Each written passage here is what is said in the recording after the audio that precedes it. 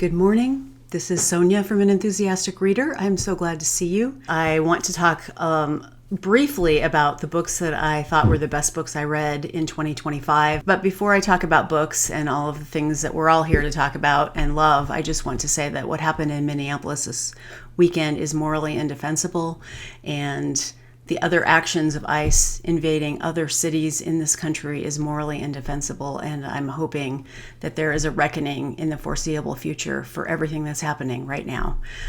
It's chaotic, it's scary, and it's causing a lot of suffering, pain, grief, loss, and immorality.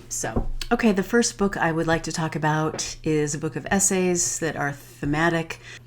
It's called Bibliophobia by Sarah Chihaya, and I'm going to put the book cover right here up by the Christmas tree, which I'm not going to take down for this entire year.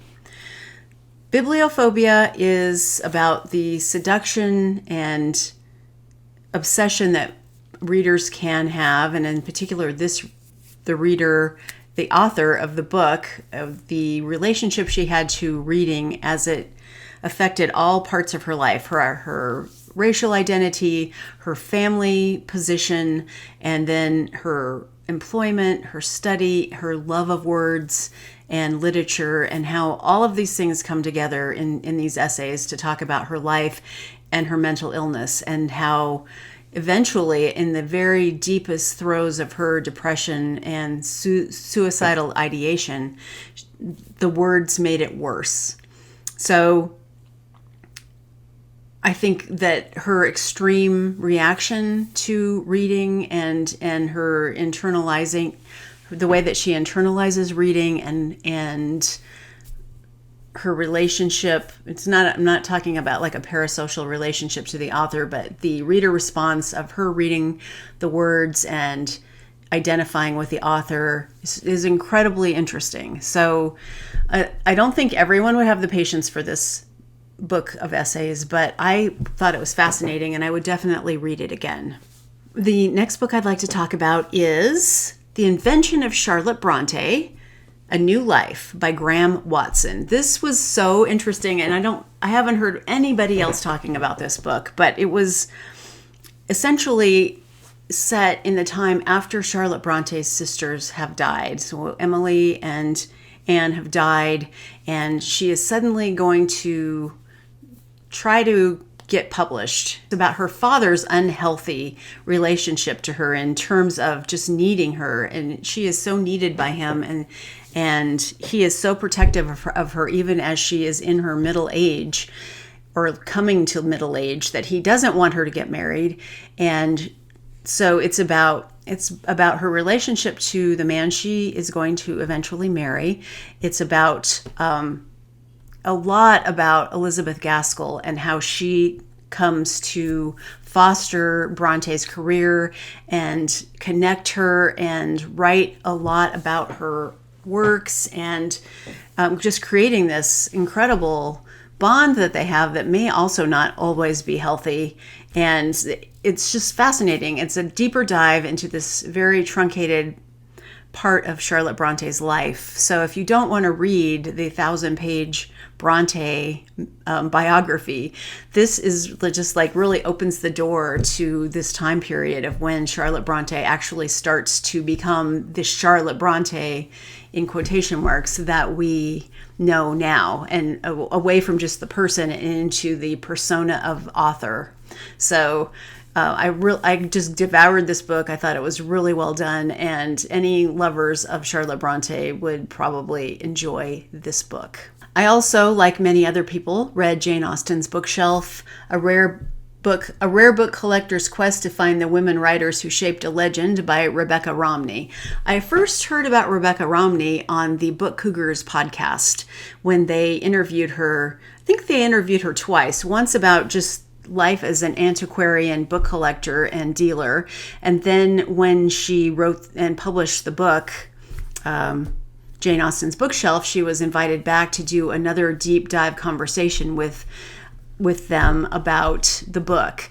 And so when I listened to these podcast episodes, it really made me want to read the actual book itself. And so I got an audiobook. And so I remember taking really long walks and listening to like a chapter a day about so many different topics. First, it is about all of the women that Jane Austen would have been reading and did read, and it is documented that she read. And it really interestingly, there are records of books, of the buyers of books in these libraries that people subscribed to get the books. It wasn't like a public library to get them for free, but there are actual records of C. Bronte buying a particular book by a particular author. So Romney is able to trace all of this actual reading, and then in journals and in letters that still exist that weren't burned by Jane's sister, maddeningly. So she's documenting it very carefully. She's also talking a lot about the trade of being a book dealer and all of the things you think about when you were acquiring books, either for your own collection or for selling them to other people. And I actually loved this aspect of the book. It made it a much richer experience for me to hear the personal connections and stories of Romney too. I know you've heard about other people reading this and enjoying it. So I would say if you're the least bit curious, the audiobook is fantastic. The author reads it herself, and I just felt like she was just sitting down and talking to me about all of these topics, these different authors, and Austen's life. So I thought it was great. And I talked in my last video that I made the other month, Destiny of the Republic, A Tale of Madness, Medicine, and the Murder of a President by Candice Millard. This was a really good account of the assassination of James Garfield and his renowned, how he actually became president, surprisingly, all of the political games that were going on behind the scenes with Congress, and it felt very, very modern. Nothing's changed, apparently. And then it also talked a lot about Alexander Graham Bell and how his scientific career took off because he was like called in to help try and figure out why Garfield was having this, why he was septic. And anyway, I'm not going to go into all of the science of it now, but the invention of the air conditioner kind of came about because of this incredibly hot summer when Garfield was slowly dying, and they were trying to keep him cool. And so, and also Alexander Graham Bell's just dealings with lawsuits and patent issues and what it was like to try and be an inventor during that time. So anyway, it opened up this whole world of this very truncated part of time, and also the assassin and his troubles. So it was just a very lively and interesting piece of history. And finally, one of the most impactful books that I read last year was Empire of AI, Dreams and Nightmares in Sam Altman's OpenAI by Karen Ho. This was fantastic. And it talks so much about the race to AI in the beginning, all of these different companies kind of positioning themselves and wanting to be philanthropic, and then slowly watching their entire missions totally crumble as they needed to monetize, and they're throwing millions and billions and millions of dollars, I don't even know, billions of dollars into the developing this technology and the promise of it that it's going to, change all of society and change our lives in such great ways. And at the heart of it is the exploitation of labor from poor people from other countries, kind of getting them working on training these models with like looking at pictures and answering questions to try and train the AI models to be able to think, and paying them okay at the beginning and then slowly taking their money away and their incentives so that they're scrambling and living online just to try to make enough money. I mean, the immorality of all of this and the way it's developing and the way it's being abused now is all in the heart of this book. So I would say if you're interested at all in how this all got started, and in particular focusing on Sam Altman's company, but then also it's talking about all of the orbit of the other tech lords, including his famous feud with Elon Musk. It's very eye-opening, and it just makes me hate AI even more than I already hated it. Okay, so there's that happy note. The other books here are the novels that really affected me, and I think I'll be thinking about for a long time. The Correspondent by Virginia Evans. I was really hesitant to read this at the beginning. I just saw the cover, and I saw a lot of people were reading it, and I thought, I kind of guessed what I thought the book would be just by looking at the cover, which you're famously not supposed to do. You're not supposed to judge a book by the cover. But I listened to the audiobook, and it just took me a few days, and I couldn't stop listening to it. And when I got to the last, I'd say third, I think I was packing books and packing at the time that I was listening to it, trying to do things.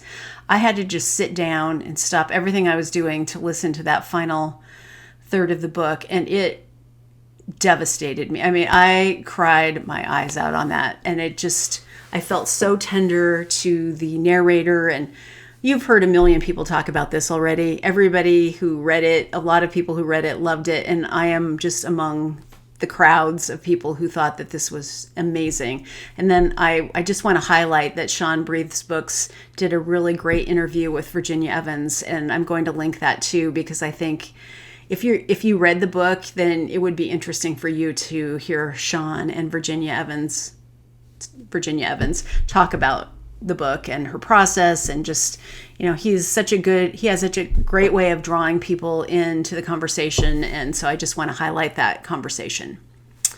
A book I talked about several videos ago, I think way back at the beginning of the year, or maybe the middle of the year, was Shadowplay by Joseph O'Connor. And this is a novelization about the life of Bram Stoker. Maybe not his whole life, but his adult life when he was trying to write. So he was very interested in writing horror stories, but he also was the manager of a very famous theater and kind of the right-hand man of one of the most famous actors and actresses that ran that theater. I do not remember their names now, but the weird triangle between these three characters, and it's very Victorian. I mean, it feels very Victorian, of just having a theater in this era. It's funny. There's even a ghost, but it's very set and it's very based on Bram Stoker's life and his relationship or non-relationship with his wife and his son, and just how desperately he wants to become a writer, but he's got a lot of other responsibilities. And so it was just a delightful book about Bram Stoker, and I didn't know anything about him before I read the novel. And Joseph O'Connor, I mean, he's very prolific, and I had never read anything by him, and I definitely would like to read more by him. I'll briefly talk about Barchester Towers. I enjoyed this book so much. I loved how arch and comic it was. I loved how Trollope actually just addresses us as the reader and kind of warns us that we shouldn't get too worried about certain characters. Things are going to eventually be okay. And but there's so much dramatic tension amongst all the characters and what they will and won't say to each other, and the misunderstandings and the snubbings and the class system. I just loved it. I love that book so much, and I would highly recommend that to anybody who's interested in trying some Anthony Trollope. I mean, The Warden is the first book in the series. I'd say you should read The Warden, but if you decided you didn't want to and you just wanted to jump into Barchester Towers, you're in for a huge treat. Flashlight by Susan Choi. This is a very divisive book. You either liked it quite a bit or you did not like it that much. I really liked it. I thought it was a really strong story. The characters are completely at odds with each other. There's a mother, father, and daughter. They do not get along. There's so much tension. There's so much. There are so many secrets that are pulling everyone apart. And then the premise at the very beginning of the book is that this young girl is found unconscious on the beach. She and her father had been out walking, and then he drowned and was gone forever. And there was a lot of psychological trauma on her from that situation. Her mother is aloof and has a lot of problems of her own, and they are very estranged from each other. But you follow all the characters over the decades, and you get to understand how and why they acted the way they did, and it all coalesces, I think, well at the end. And I thought it was really strong, and I understood the characters, and I felt for them, and I understood why they were so angry with each other. So I thought it was great, and I understand also why it might be divisive and not for everyone, because it's quite long and the characters are incredibly difficult. So it's not heartwarming, I wouldn't say, but it was just it was very intellectually and psychologically stimulating. Rhine Journey by Anne Schlee, fantastic. This was a book, I think it was set in the mid 1800s. It's about a British family that goes on a riverboat cruise, essentially. It's a man and his wife and the man's sister, who is kind of their ward, even though she's an adult. And he is a minister. He's very set in his ways and his ideas. And his wife is very condescending to the sister. And the sister is just trying to figure out her life, figure out her wants and needs and desires. And as they're on this trip, all kinds of things psychologically happen to her on the journey. And it's very short, but it's so rich with character detail and period detail and the psychology of these different characters, and also the realities of her place in society as, a parentless woman that doesn't have her own means of earning money. And she wanted to become a governess. I think she did. I think she wanted to become a governess, and her brother just said absolutely not. So, and I hope I'm not mixing that up with another book, but don't quote me on that. But I think she had aspirations for other things, and he will not allow her as her ward to follow her own desires. So this interplay back and forth between them, and then all the things that are just going on in her own head during this trip. It's fantastic. So many of you would love this book. Okay, the final book I want to talk about that I really loved was Miss Kim Knows and Other Stories by Nam-Joo Choi. These are short stories about Korean women, some elderly, some middle-aged, and